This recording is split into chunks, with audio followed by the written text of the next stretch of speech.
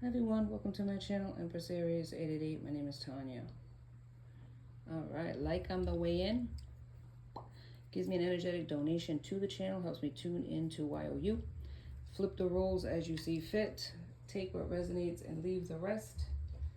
And let's call on Spirit. Let's get this party started, shall we?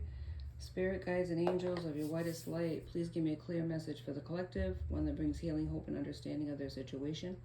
Protect me as I open myself up to channel these messages and protect my beautiful collective. And beautiful you are. All right. You are a beautiful creation of the divine, the universe, God, whatever you want to call them.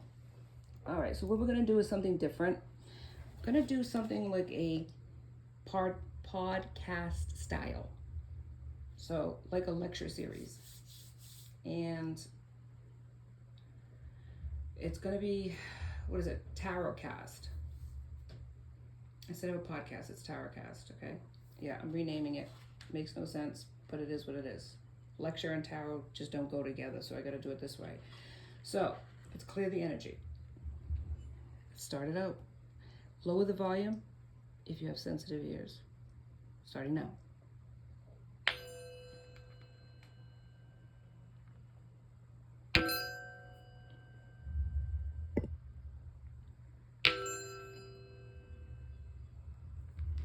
Okay.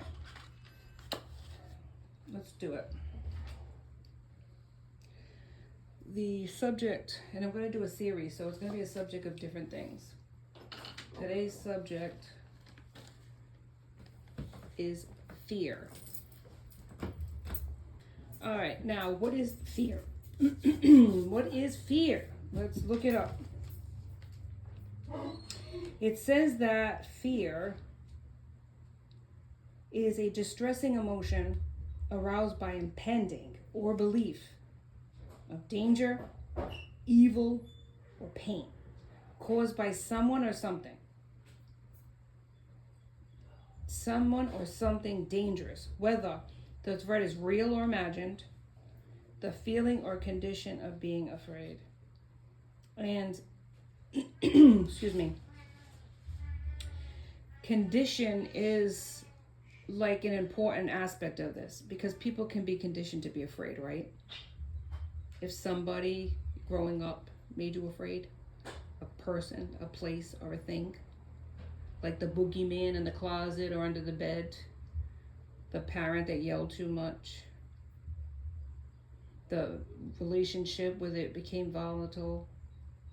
A lot of things can create fear, even imagined fear. So you can build up this fear factor in your mind before something actually happens, and then when you actually do something like an interview, a test, you're having to do something like fly a plane, it's actually worse than the actual event, unless you listen to Alanis Morissette's song.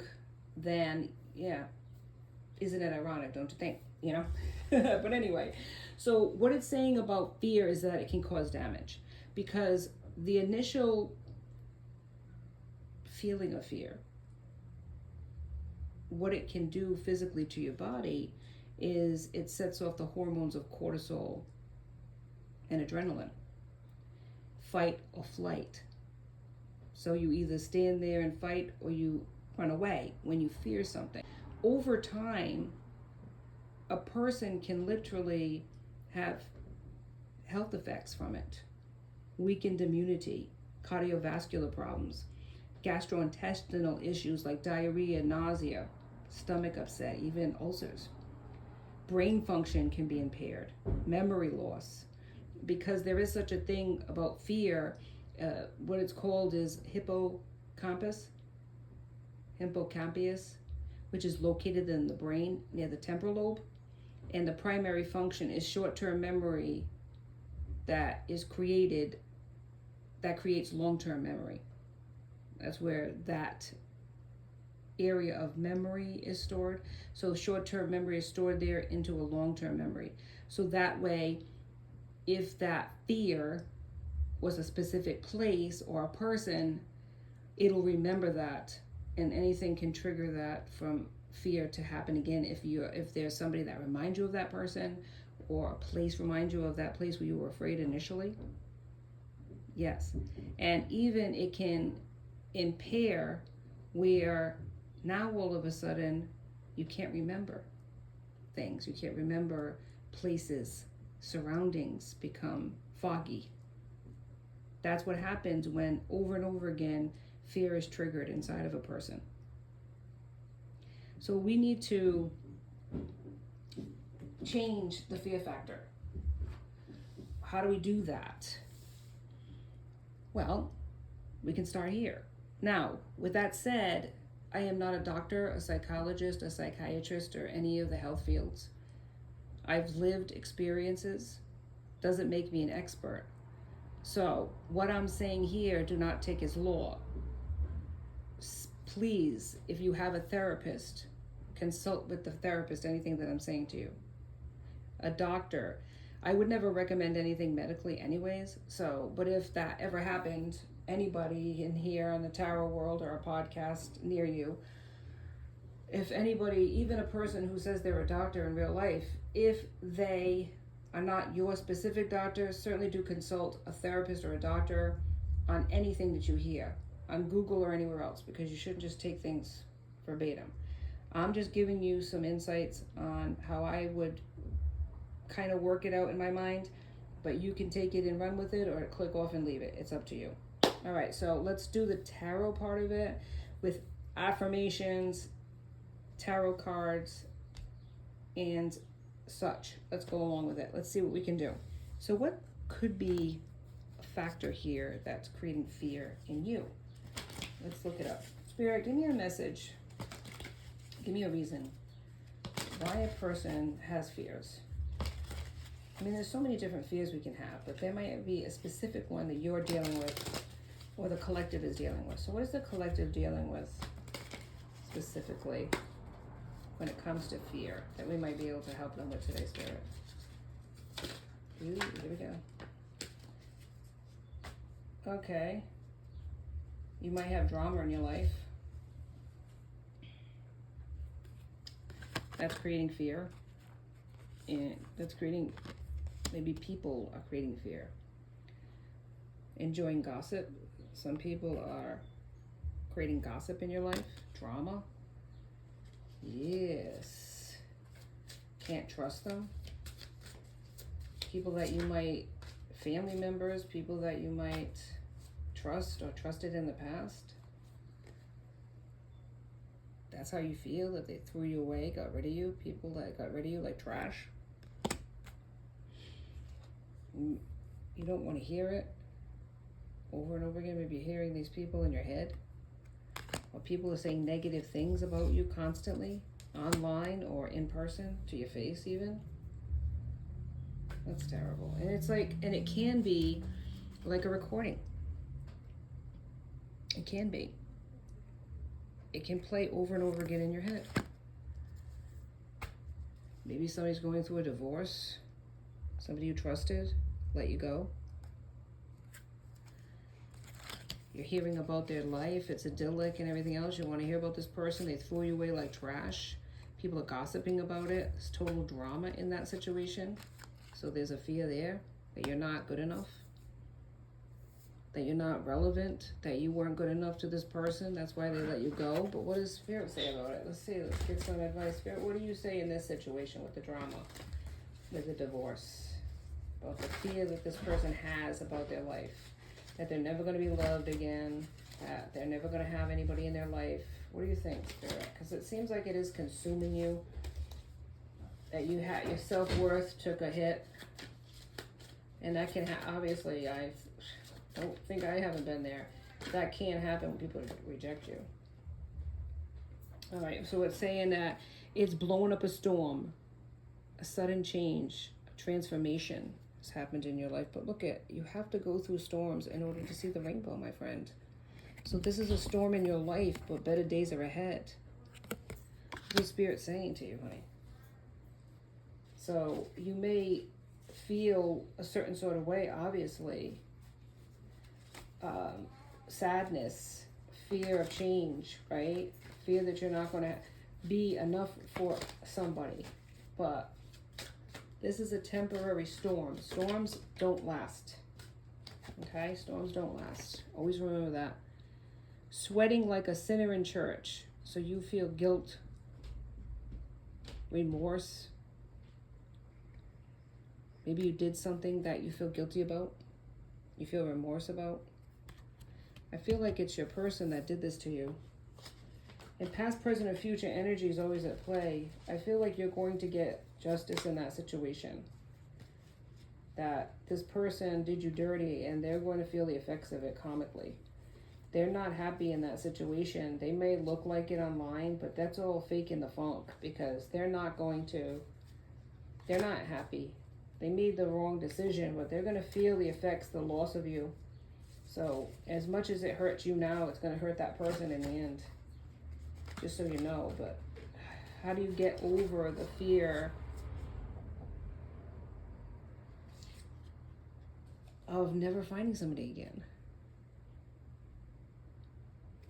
Well, I mean, I really feel like you need to, just breathe and realize what this is saying. I am worthy of my own love. I don't have to earn love any more than I have to. I don't have to earn love any more than I have to earn the right to breathe. Amen. So you are enough. And there are always going to be people that may not see that. But that is not your problem. And yes, it can be a problem when they married you and all of a sudden you're getting a divorce from this person. But you know, there is such a thing as divine protection. Rejection is protection. And it may not feel like that right now. But if this person didn't see your worth, they're doing you a solid by leaving now. Even if it was years that you were married to this person, it could have got a whole lot worse, the disrespect. And this person's going to find out the grass isn't greener on the other side, my friend. So fear not. You will get your justice in that situation. But you need to pray, and you need to look yourself in the mirror every day and say, I am good enough. And it was their loss. And say it till you mean it. So discernment. You are developing the skill to distinguish love from fear and truth from illusion. You built up this relationship to be more than it was. You gave more than they did. You gave more than they deserved.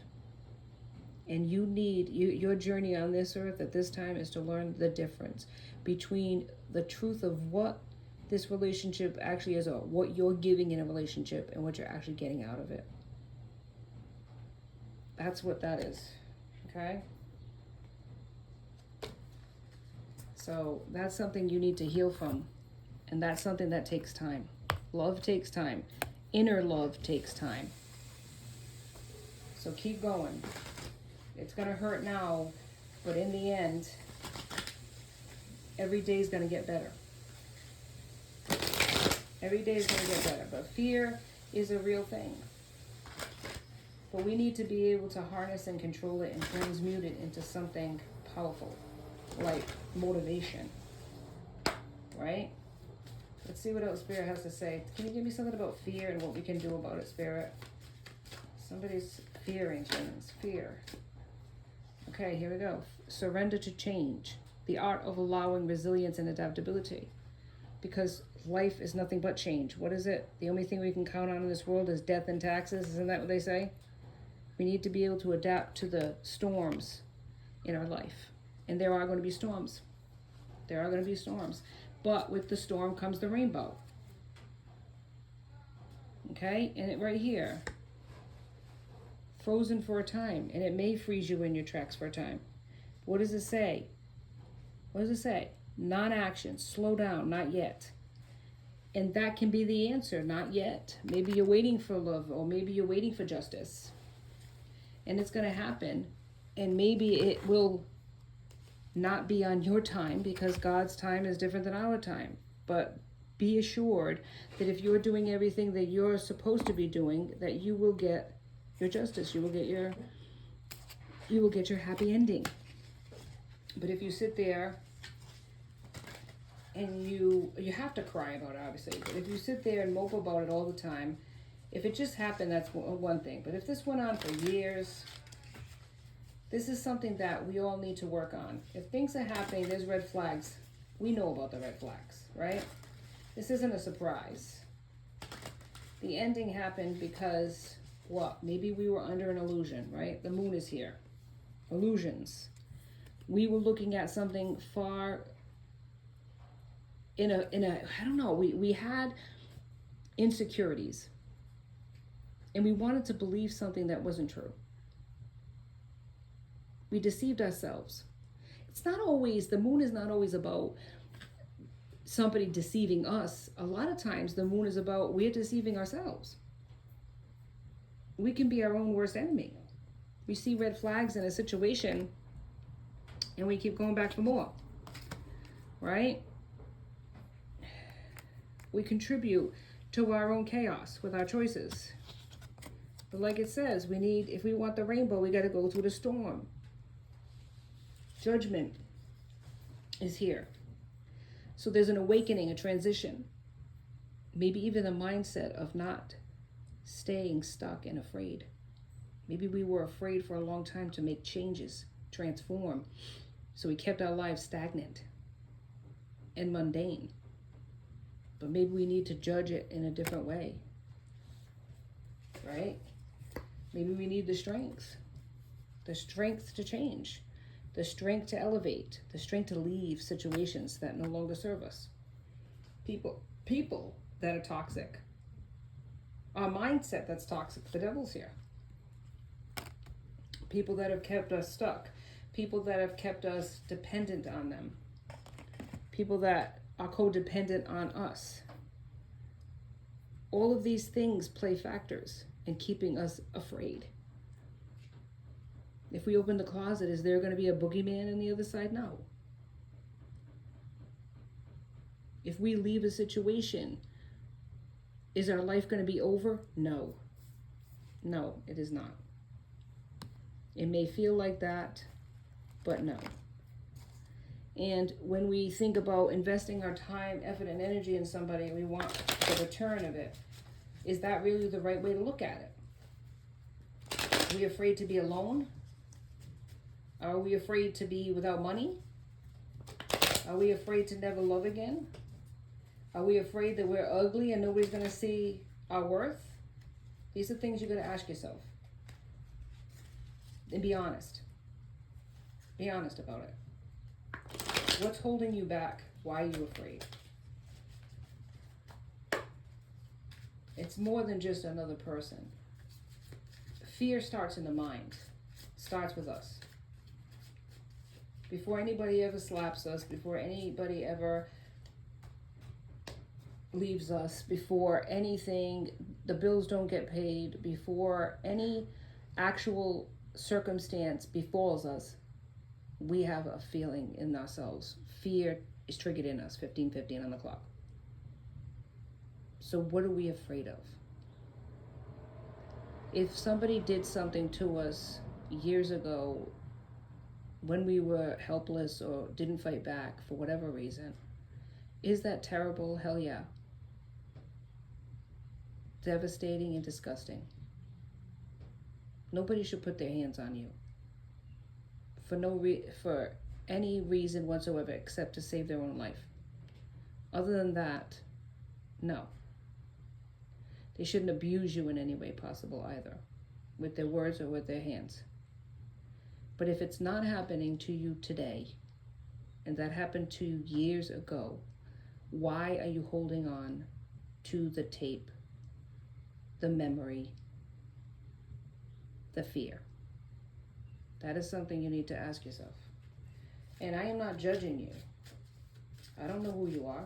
I'm reading energies here. I have no idea what your circumstances are, what brought you to the place of fear. And I have had to conquer fears myself. Okay? So I'm not immune to feeling fear. I'm trying to help all of us, collectively and individually.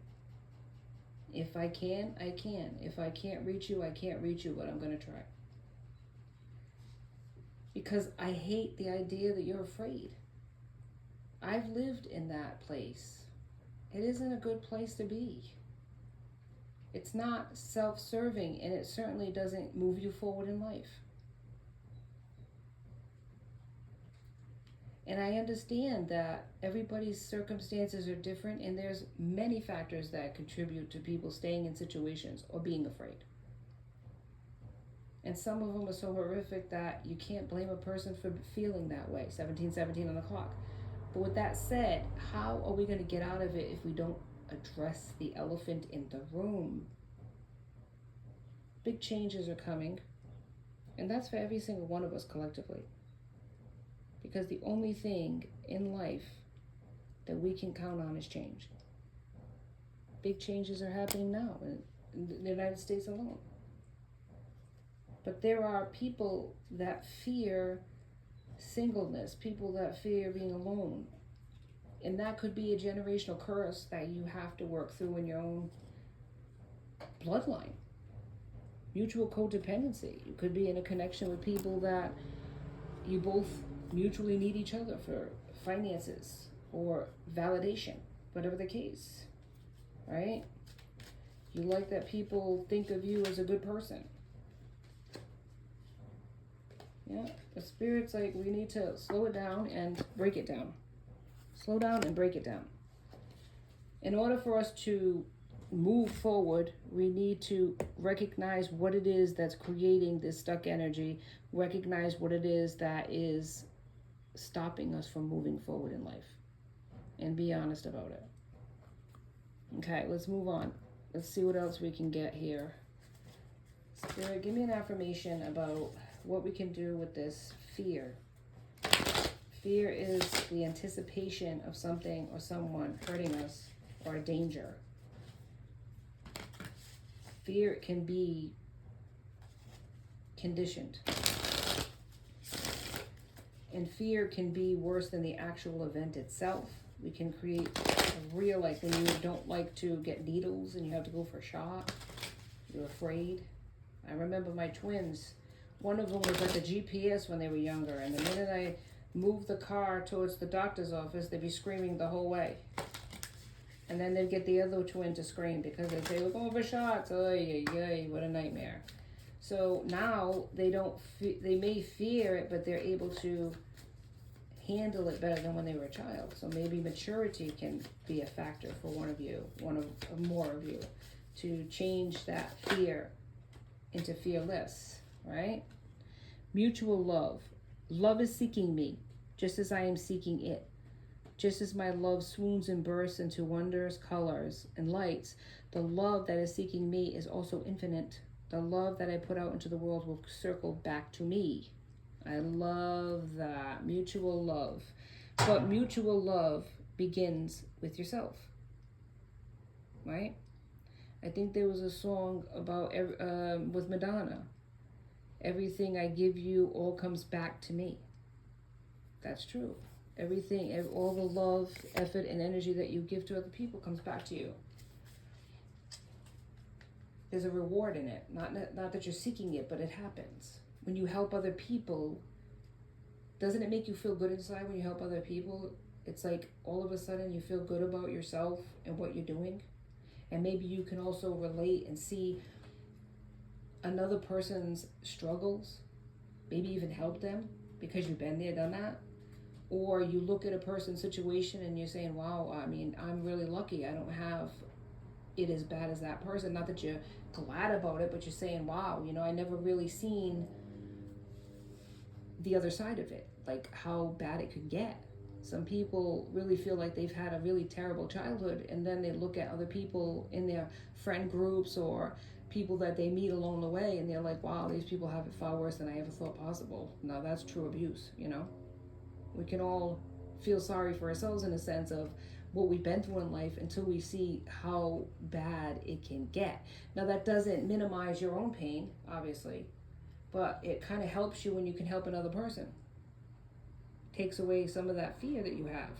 Maybe even in this country, in America, where there's a lot of racism and prejudice,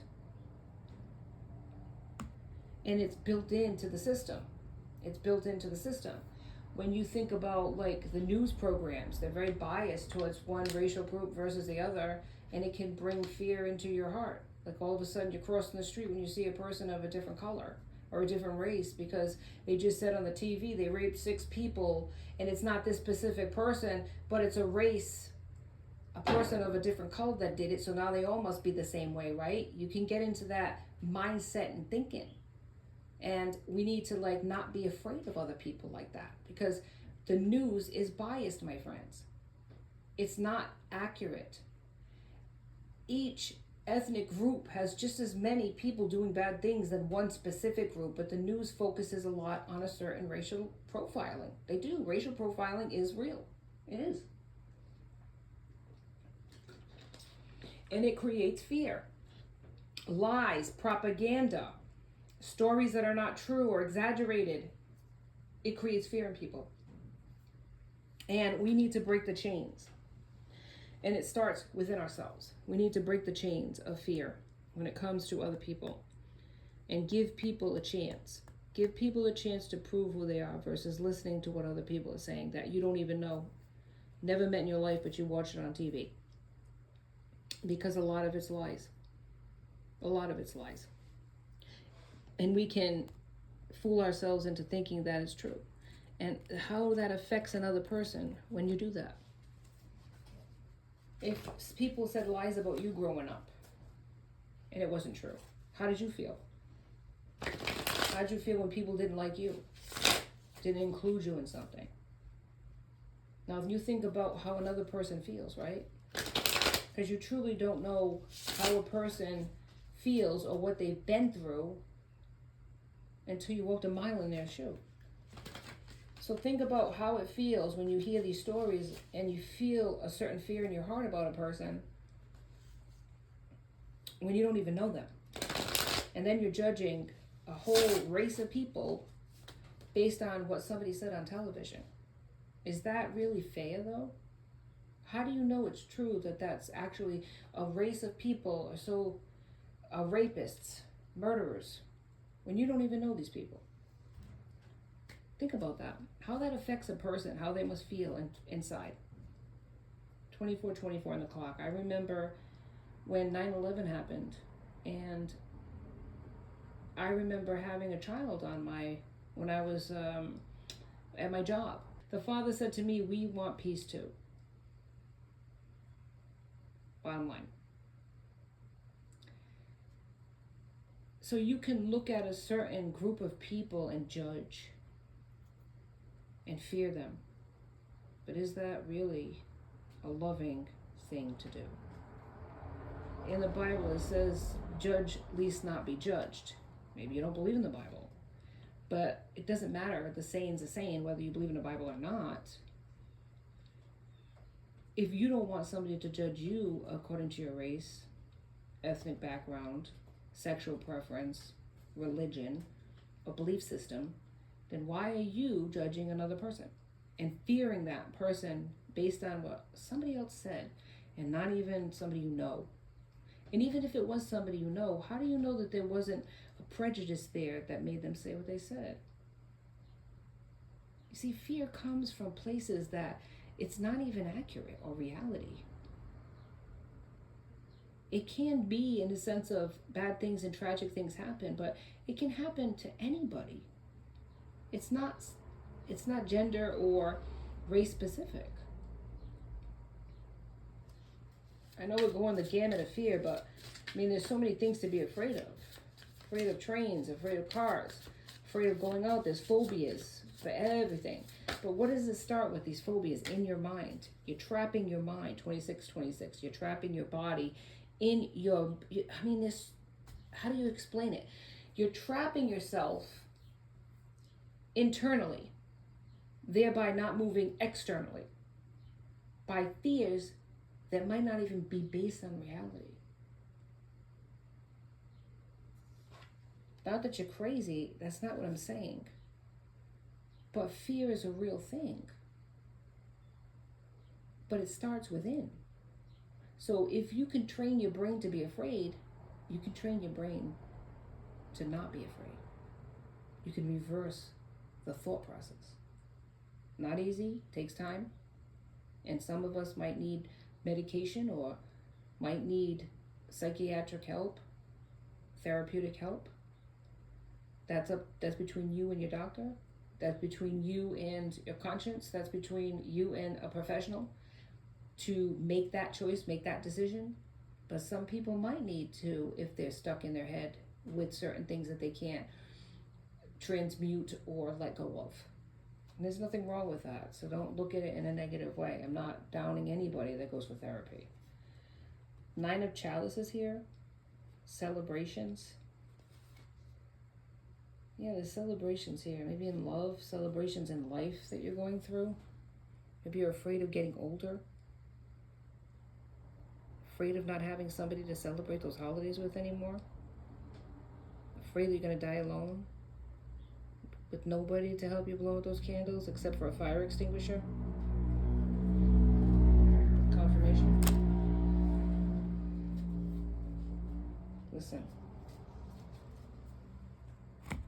Love starts from the inside out. And love takes time. And it takes even more time to love ourselves first.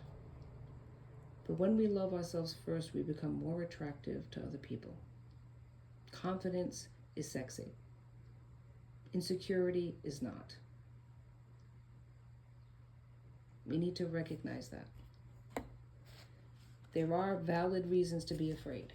There's a fire in your house. You don't just stand there and say, I'm not afraid, I can handle this. No, you call the fire department and get the hell out of the house. Don't stand there and fight against something that's beyond you, obviously. I'm asking you to go out there and be like a hero.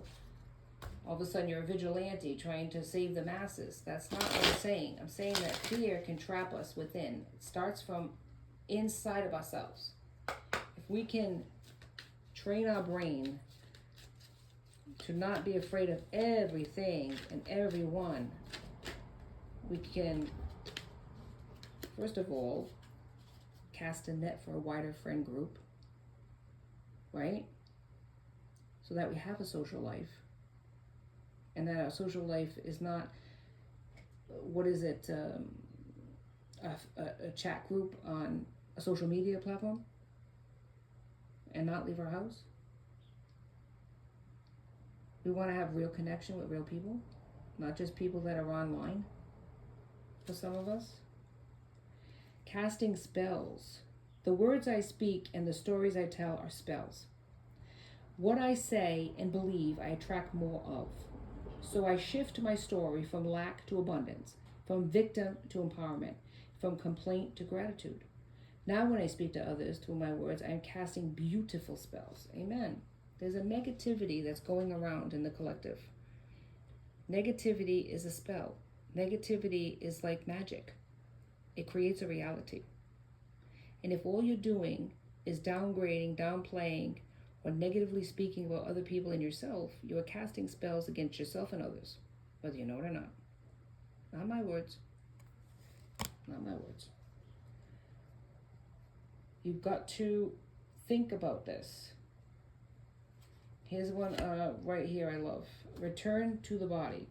When I am caught up in a stressful moment, I can move my awareness to my body. Is my jaw clenched? My body tense? How is my posture? This helps me to see where I can relax and let go of tension. Now I can return to any situation more calm and present. Fear creates tense situations. It affects your body. But if you're aware of it, if you're aware of the signs that your body is under a stressful or tense condition. Now, with that said, if you are being, mauled by somebody, an animal or a person, or somebody's trying to rob you or whatever, trying to harm you in any way, that's different.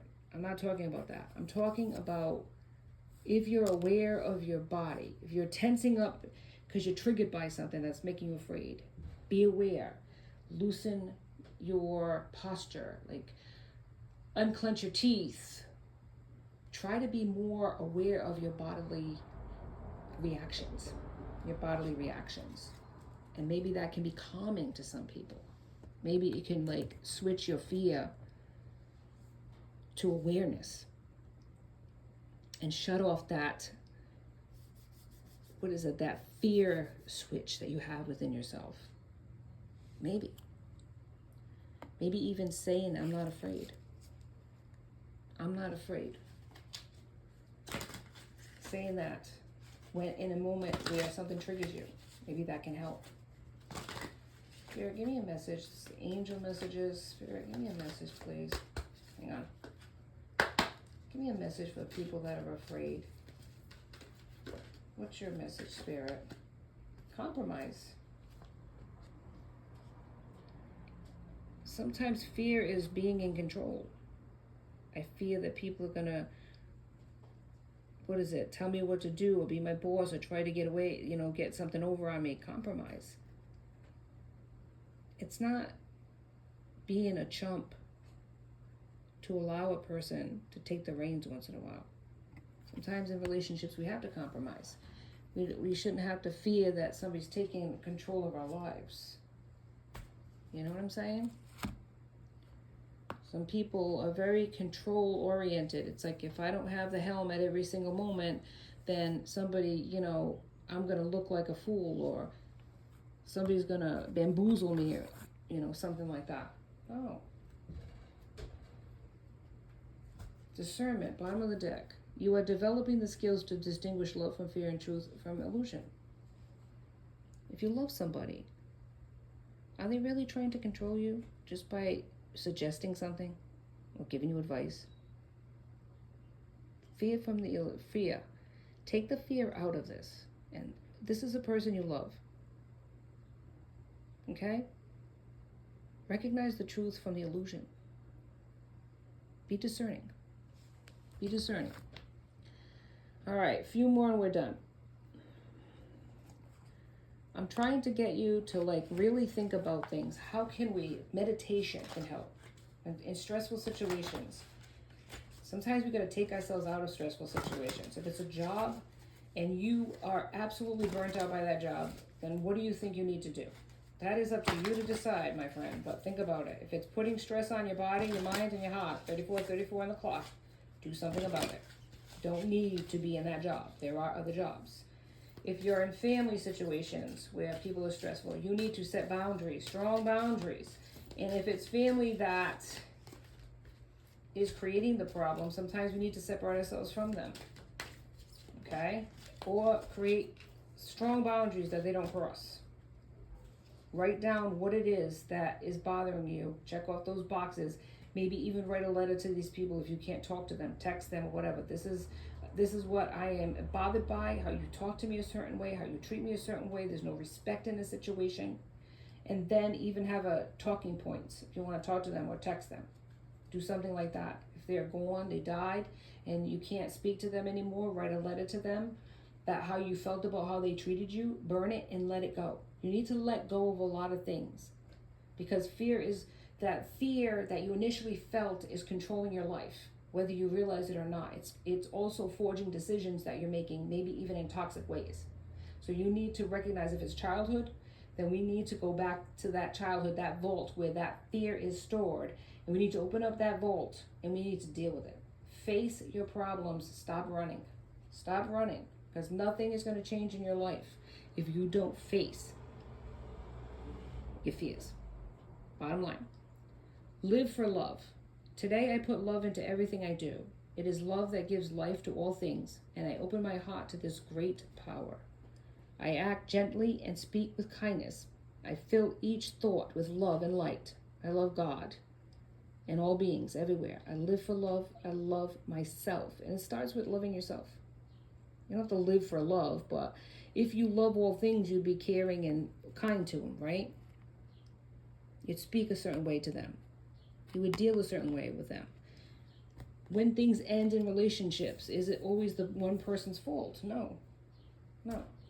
It can be, it takes two. I'm not saying that if a person beats you, that you deserved it. No, I don't. I'm like I said to you in the very beginning, when a person puts their hands on you, they don't have the right to do that regardless.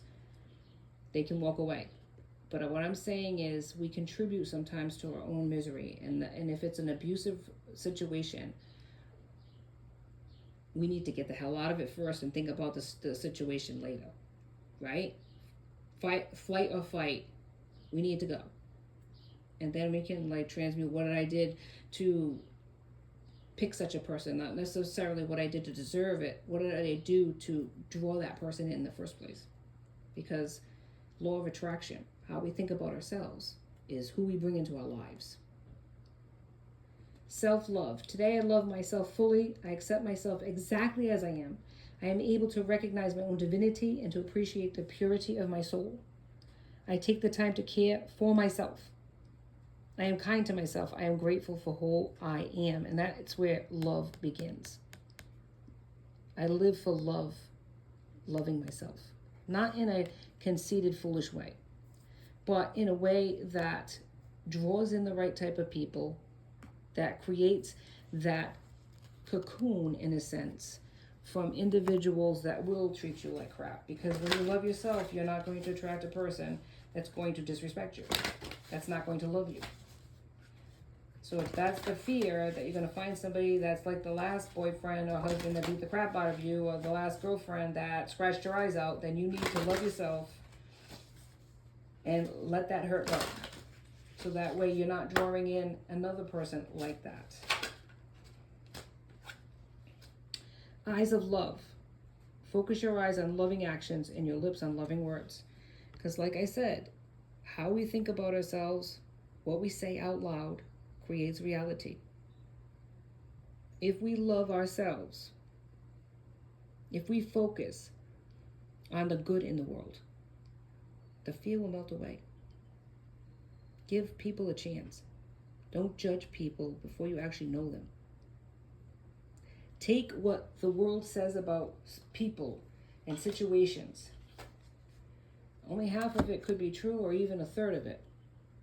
And judge according to your own ideas and situations, not how we grew up, because our parents could have been prejudiced, our parents could have been toxic, and even if they were good people, they still can have entrenched beliefs about certain things, and they could believe everything they hear on the news.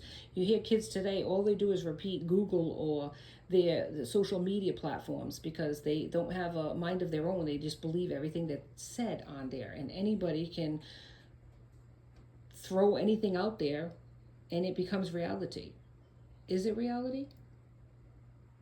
You know? So you really got to think about that. But fear starts in the mind.